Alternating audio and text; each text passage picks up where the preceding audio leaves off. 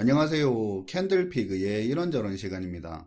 대한민국 정치권은 이루 말할 수 없이 혼란스러운 판국이고 경제도 위기에 접어든 그런 상황인데, 지난 주말 안타까운 대형 사고까지 터지면서 현재 우리 대한민국은 굉장히 침울한 연말을 보내고 있는 것 같습니다. 우선 이번 사고로 희생되신 분들의 명복을 빌고 유가족분들에게도 깊은 애도를 전합니다. 부디 이번 사고가 원인 규명이 될 때까지 언론에서는 근거 없는 억측과 가십거리로 활용하지 않기를 바라고요. 정치권도 이 안타까운 사고를 수습이 아닌 정쟁의 수단으로 활용하지 않았으면 합니다. 그리고 사고 수습이 원활히 되도록 당연히 우리 각자도 온 오프라인에서 말과 행동을 자중하는 태도도 필요할 것 같습니다. 아무튼 오늘은 분위기도 분위기인 만큼 당장의 현안을 다루기보다는 좀 생각해볼 만한 주제를 준비를 해봤는데요. 상식적인 이야기이기도 하지만 지금 다루기에도 나름 적절한 것 같아서 같이 한번 공유를 한번 해보도록 하겠습니다. 오늘은 프레임에 관한 이야기인데요. 우리는 흔히 프레임이라는 말을 정치권에서 많이 듣죠. 이게 그럴 수밖에 없는 게, 프레임은 불특정 다수, 대중을 상대로 메시지를 전달할 때 이게 굉장히 효율성 높은 커뮤니케이션 수단으로 활용될 수 있거든요. 이게 아무래도 정치권에서 상대방을 공격하는 데 많이 쓰이다 보니까 이 프레임이라는 게 부정적인 이미지가 강한데, 이걸 가지고 굉장히 효율성 높은 커뮤니케이션 수단이라고 하니까 이렇게 생각하는 분도 있을 겁니다. 오늘 이야기하는 건 이 프레임이라는 게 좋다 나쁘다를 말하려는 게 아니고, 프레임이 가진 특징이나 이런 걸 이해하자고 하는 거니까 일단 프레임 자체가 가진 특징만 생각해 보도록 하자고요.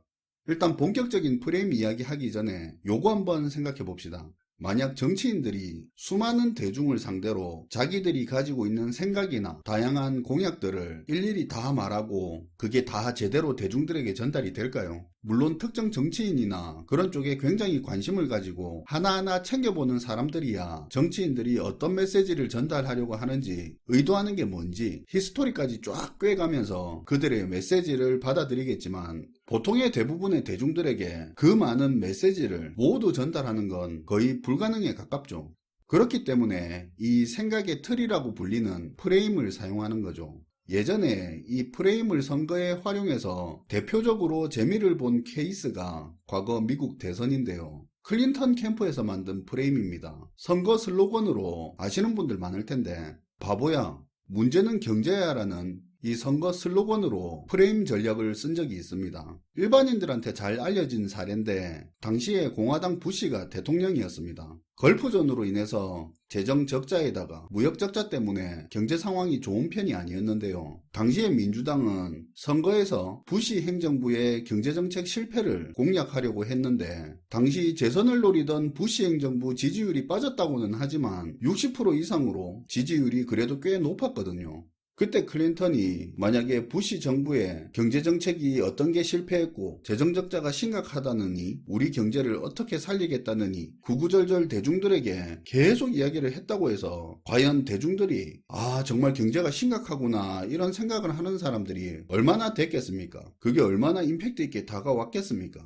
쉽지가 않죠. 근데 그때 빌 클린턴이 선거 슬로건을 바보야, 문제는 경제야 라고 하면서 대중들의 관심을 부시가 실패한 경제 쪽으로 관심을 돌리는 데 성공을 해서 부시의 경제정책 실패를 공략하는 클린턴의 전략이 제대로 먹혀들었던 겁니다. 그 수많은 미국 대중을 상대로 지금 부시 정부가 경제를 망쳤습니다. 제가 망가진 경제를 살리겠습니다. 이걸 이해시키고 설득시키는 게 얼마나 힘든 일이겠습니까?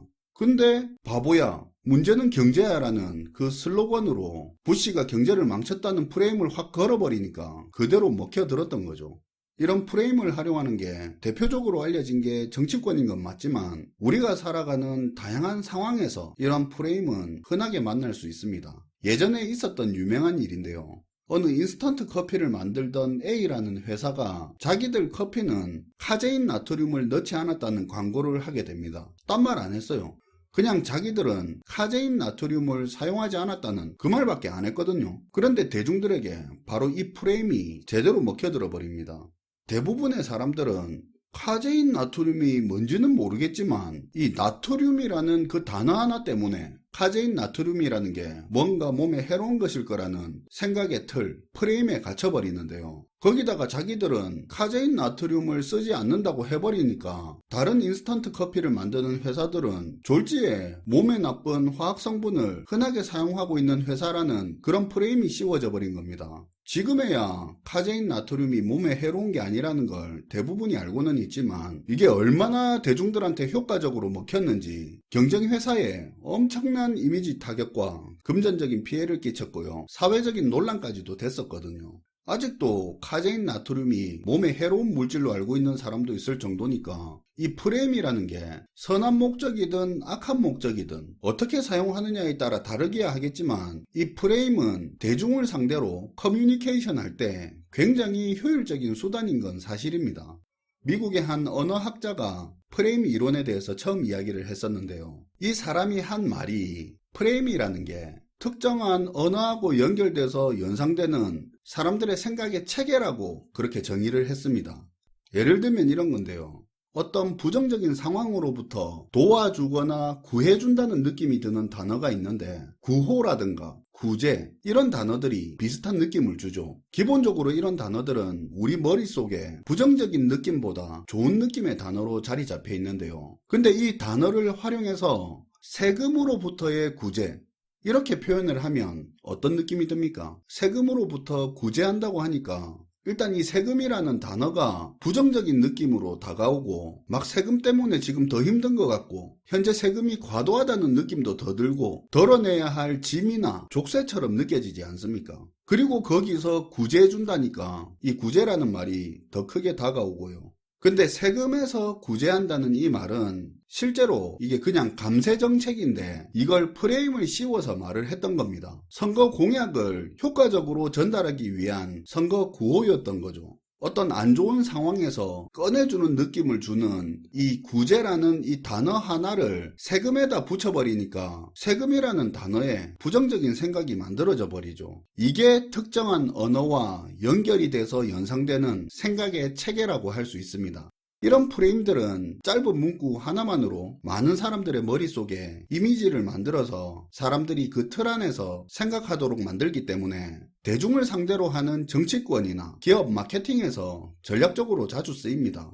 잘 생각해보면 우리가 투자하는 투자시장에도 이런 많은 프레임이 작동을 하고 있습니다. 그러면 정치권이나 기업들이 전략적으로 자주 활용하는 이 프레임의 특징은 뭐냐?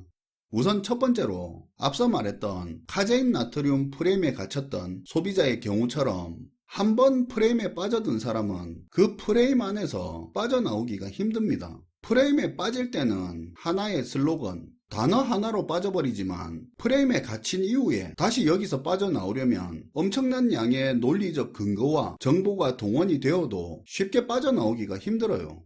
그리고 프레임의 두 번째 특징은 프레임에 걸려든 상대편에서 그 프레임에서 빠져나오기 위해서 저항하면 저항할수록 그 프레임은 강해지는 특징이 있는데요.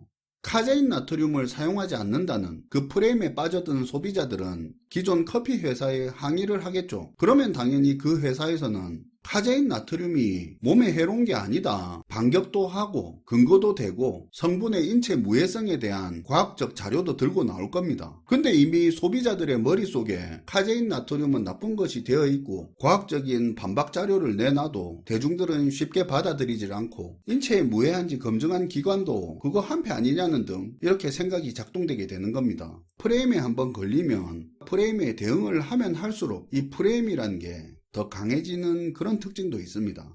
그리고 프레임의 특징 세 번째는 이게 어쩌면 가장 중요한 겁니다. 프레임은 일단 누군가가 먼저 선점을 하면 굉장히 유리해집니다. 자기들한테 유리한 프레임을 꿰차거나 아니면 상대방에게 부정적인 프레임을 먼저 씌워버리면 이게 굉장히 유리해지는데요. 다수 대중의 머릿속에 먼저 이 프레임을 박아버리는 사람이 절대적으로 유리해지는 겁니다. 우리 일상생활에서도 어렵지 않게 보는 건데요. 이건 뭐 꼭 그렇다는 건 아니고 예입니다.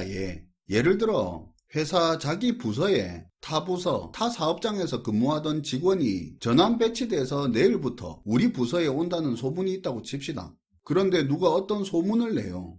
이번에 우리 부서에 오는 그 사람 전에 있던 데서 들었는데 완전 또라이라더라. 행실이 나쁘다더라. 그것 때문에 원래 있던 데서 쫓겨나오는 식으로 여기 온다더라. 이렇게 그 사람 오기 전부터 소문이 났다고 쳐요. 그러면 이제 새로 오는 이 사람은 실제로 그런 부류의 인물이 아니었다 하더라도 이미 프레임을 선점당해버려서 이상한 사람이 돼 있는 겁니다. 그리고 이 사람이 부서 배치 받고 나서 이런 프레임에서 빠져나오려면 상당 기간이 필요하겠죠. 아니면 소문이 진짜였구나 하면서 그 프레임이 더 강화되기도 하고요. 실제 어렵지 않게 볼 수 있는 예입니다. 이것 말고도 의도가 굉장히 나쁜 거지만 친구 사이에서도 간혹 서로 싸움 나고 사이가 나빠졌을 때 다른 친구들에게 그 친구의 안 좋은 행동을, 잘못을 먼저 퍼뜨려버리는 그런 행동도 일종의 프레임을 선점하는 겁니다.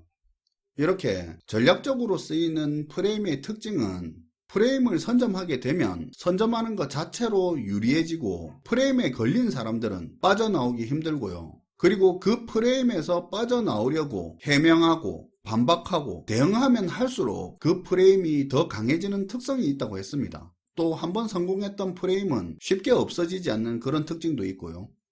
지금까지 프레임에 대한 이야기를 했는데 어쨌든 이 프레임을 활용하는 건 목적이 긍정적이든 악의적이든 누군가가 자신들의 목적을 달성하기 위해서 효율적으로 의사를 전달해서 우리 대중들의 생각을 원하는 방향으로 틀어놓을 목적으로 이 프레임을 활용하는 거기 때문에 한 번씩 내가 생각하는 것들이 누군가 짜놓은 틀대로 생각하고 있는 건 아닌지 한 번쯤은 생각을 해볼 필요가 있습니다. 현재 정치계, 경제계, 교육계부터 해서 성별, 세대별, 지역별 어디 하나 빼놓기 힘들 정도로 현재 사회가 다방면으로 분열되고 대립하면서 온갖 시중의 프레임들이 난무하고 있는데요. 누군가가 만들어 놓은 프레임 안에서 생각하고 선동당하면서 우리의 시간과 에너지를 허비하기보다는 본인의 발전과 행복을 위해서 더 생각하고 고민할 필요가 있을 것 같습니다.